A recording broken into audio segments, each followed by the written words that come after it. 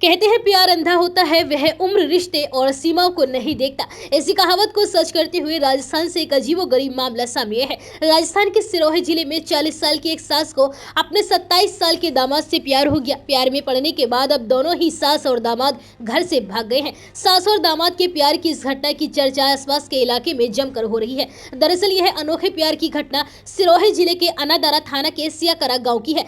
30 दिसंबर की रात दामाद अपने ससुराल आया हुआ था और इसी रात दामाद ने ससुर के साथ बैठकर जमकर शराब पीने के बाद ससुर कुछ ज्यादा ही नशे में हो गया और वह गहरी नींद में सो गया। मौके का फायदा उठाकर दामाद ने अपनी प्रेमिका यानी सास को अपने साथ वह भागा ले गया। माना जा रहा है कि दोनों के बीच काफी समय से प्रेम प्रसंग चल रहा था और इसकी भनक ना तो ससुर को थी और ना ही बेटी को थी। अगली सुबह जब घर में सास और दामाद नहीं दिखाई दिए तब इस पूरे प्रेम प्रसंग का मामला खुलकर सामने आया। सियाकरा के रहने वाले रमेश यानी ससुर ने पुलिस में अब शिकायत दर्ज कराई है और उन्होंने पुलिस को बताया है कि उसने अपनी लड़की किसना की शादी पास के ही गांव में की है। शादी के बाद ही उसकी बेटी और दामाद अक्सर घर आया करते थे। 30 दिसंबर को दामाद ससुराल आया था पर उसके साथ उसकी बेटी नहीं आई हुई थी। उसी रात उसने घर में शराब पी और ससुर को भी पिलाई। देर रात ही वह सास को लेकर फरार हो गया। अगले दिन जब वह जागा तो देखा कि उसकी पत्नी और दामाद दोनों ही घर से गायब थे और बाद में पता चला कि दोनों के बीच प्रेम प्रसंग चल रहा था और इसी चलते वह उसकी पत्नी को भागा ले गया